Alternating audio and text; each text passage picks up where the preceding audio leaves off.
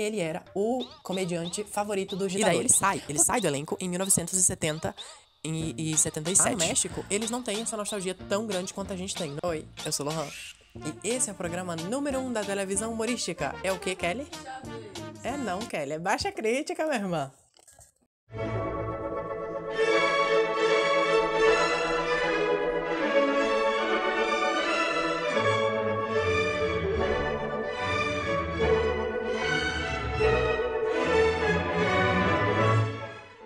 Bom, eu decidi gravar esse vídeo por alguns motivos. O primeiro é a HBO Max lançou uma série biográfica da série do Chespirito e eu gosto muito do trabalho do Chespirito.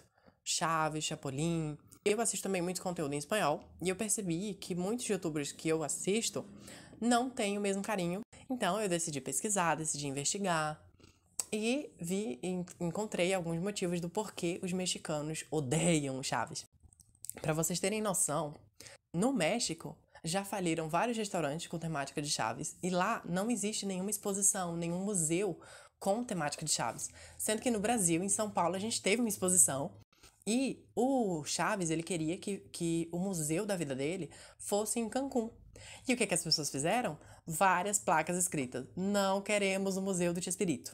Primeiro motivo, muitos youtubers falam que o Chespirito, aliás, eu vou falar durante esse vídeo Chespirito, Roberto Gomes Bolaño, Chaves, e é tudo sinônimo, é a mesma pessoa. Muitas pessoas dizem que ele era o comediante favorito dos ditadores. Por que eles dizem isso? Em 1977, Chaves e todo o seu elenco, eles se apresentaram no, deixa eu ler que eu anotei aqui, no Estádio Nacional del Chile. E por que isso é uma grande questão? Porque nessa época estava acontecendo a ditadura de Augusto Pinochet. Eu acho que é assim o nome dele, não sei como se pronuncia. Estava acontecendo a ditadura desse homem e esse estádio ele havia sido usado como lugar de tortura, como campo de concentração. Aí você me diz, mas ele não era obrigado a saber, ele não tem a obrigação de saber a história de cada país que ele se apresentou. Então, o problema é que na biografia dele, ele falou que mesmo que ele soubesse que lá foi usado como campo de tortura, ele teria feito do mesmo. O tio dele, Gustavo Díaz Ordaz, foi o principal responsável pelo massacre de 2 de outubro de 1968. Esse massacre, ele ocorreu quando o presidente pediu para o exército lutar contra estudantes, professores, pais de família que estavam nas ruas pedindo para que as universidades tivessem mais autonomia. E aí, o que o Chespirito tem a dizer sobre isso? Ele fala que o tio dele foi um dos melhores presidentes do México.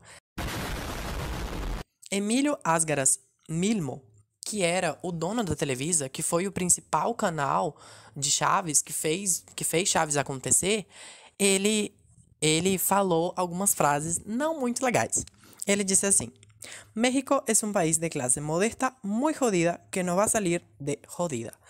Então, o que as pessoas dizem? Que Chaves nada mais era do que uma romantização da pobreza e, querendo ou não, de certa forma, um pão e circo. Segundo ponto, todas as brigas que ocorreram entre o elenco de Chaves. Bom, se você não é super fã de Chaves e não conhece toda a história por trás dos bastidores, eu vou te dar um breve resumo.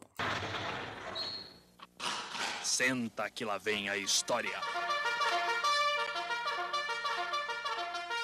Chaves ele começa com sketches no programa do próprio Chespirito em 1971.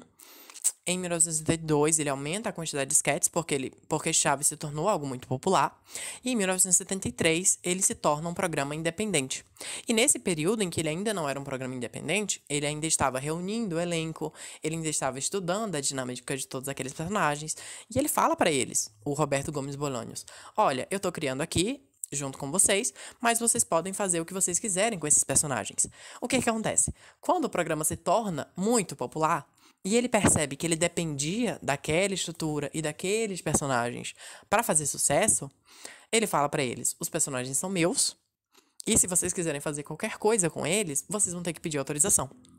Carlos Villagrán, mais conhecido como Kiko, ele já estava fazendo projetos com o Kiko fora do Roberto.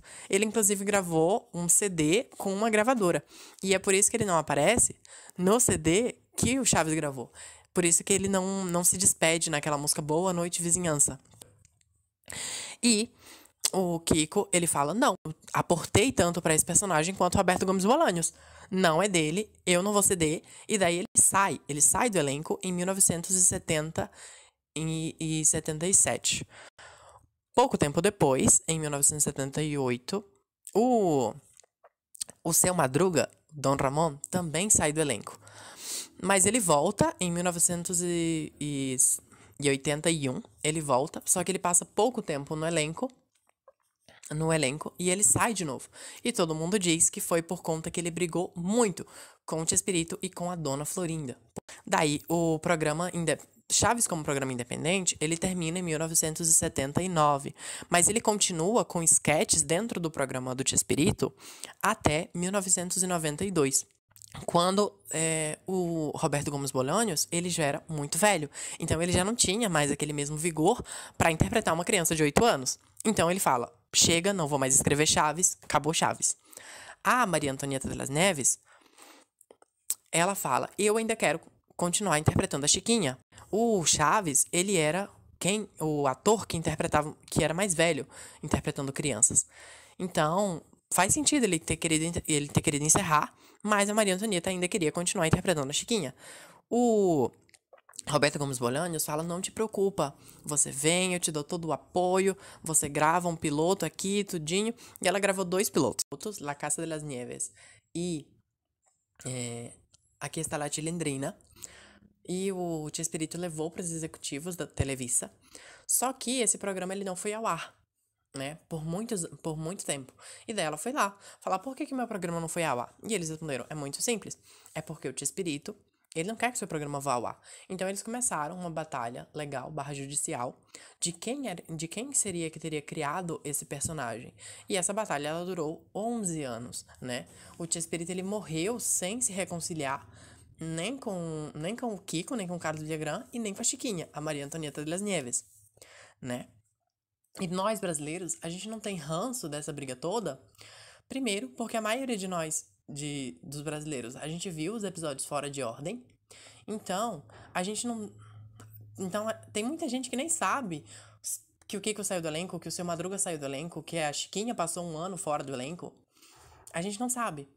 E, mesmo que eles se tornaram celebridades pra gente também, eles eram celebridades muito maiores no México. E a mídia mexicana espremeu essa briga até onde não podia mais. Então, assim, até hoje, se a Maria Antonieta anuncia que vai fazer qualquer coisa, eles estão lá cutucando. Eles estão lá, e aí? E a sua relação com o Chespirito? Fizeram as pazes? Não fizeram as pazes? E a Dona Florinda? Então, até hoje, a mídia mexicana não deixa essa história morrer. Então, é por isso que as pessoas lá têm ranço dessa briga. E o terceiro motivo, que eu encontrei também muitos youtubers falando, é o que eu chamo de síndrome do vira-lata, né? Que é você não sentir orgulho daquilo que é seu, né? Isso é muito comum de nós, latino-americanos, especialmente, da gente consumir muitas séries de fora e elogiar muitas séries de fora, e filmes também, mas quando é algo nacional, a gente diz, não quero ver, não é bom. Às vezes, sem nem assistir, a gente fala que não é bom.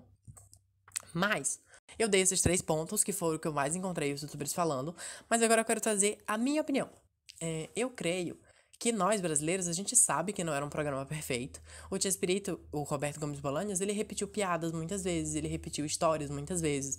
A história das novas vizinhas, a chegada da Glória e da Paty, ele reescreveu 4 vezes, com 4 atrizes diferentes. Então a gente sabe que não era um programa perfeito, mas a gente gosta muito da nostalgia. E eu sinto que lá no México, eles não têm essa nostalgia tão grande quanto a gente tem. Não é que eles odeiem, mas eles não têm essa nostalgia tão grande. E por que eu digo isso? Chaves foi um programa que passou de 73 até os sketches, né? Até 92. Então a gente tá falando de um programa que passou mais de 20 anos no ar, semanalmente, e que era um programa repetitivo, né? Aí você fala, mas o SBT também reprisou muito, a gente também viu muito. Nem todos os episódios de Chaves foram dublados, então a gente não viu a mesma quantidade que eles. Fora isso, que a gente tem os episódios perdidos, considerados perdidos mundialmente, que de vez em quando aparece um ou outro com um fã que gravou numa fita VHS, mas esses episódios passaram no México. Então não, a gente não viu a mesma quantidade que eles. E fora que no Brasil começou a passar muito depois de que já passava em outros países. E, fora isso, a família do Chespirito E o elenco do Chespirito fizeram, assim, tudo o que eles podiam pra espremer isso aí ao máximo, né? Os programas dele passaram até 2020, quando os filhos dele tiveram desacordo com a Televisa. Então, é muito tempo no ar. É um programa que passou muito tempo no ar. E teve livro, filme, série, muitos produtos lançados. Os membros do elenco, a maioria teve circo com a cara dos personagens do Chaves. A gente teve um desenho animado. A gente iria ter outro desenho animado, mas a internet desceu o pau falando que aquilo não prestava, que foi o Histórias de Lúcio. A gente vai ter um novo desenho animado do Chapolin, que já lançou trailer. A gente teve essa série biográfica dele. A gente vai ter um novo desenho animado, que eu tenho quase certeza que essa filtração, que esse vazamento que teve, nada mais foi do que eles querendo ver a opinião do público sobre aquilo. E eles fizeram, assim, tudo que eles podiam pra espremer isso ao máximo. Teve parceria, teve comercial, até coisa com inteligência. Até golpe eles já aplicaram com o nome de Chaves, com o nome de Chespirito. Então, como é que um público consegue ainda sentir nostalgia por um produto que tá sendo esfregado na sua cara de 5 em 5 minutos? Não tem como. Por isso que eu considero que os mexicanos não sintam essa nostalgia. E fora isso, a gente tem que lembrar que Chaves, ele não era o suprassumo da televisão mexicana. Ele era um programa de comédia que originalmente não era voltado para crianças e que ele trazia pessoas muito caricatas. Sabe programas como Vai Que Cola, A Escolinha do Professor Raimundo, esses programas de comédia do Brasil? Se o Brasil inteiro ficasse conhecido por esse tipo de programas, a gente também veria youtubers brasileiros falando: a gente odeia esses programas não representam o Brasil. Vocês estão entendendo? Então, nada mais é do que isso. Mas essa é a minha opinião. Deixa a opinião de vocês aqui nos comentários. Deixa like nesse vídeo. Se inscreve nesse canal, porque vai ter vídeo novo toda quinta-feira, se Deus quiser. E tchau!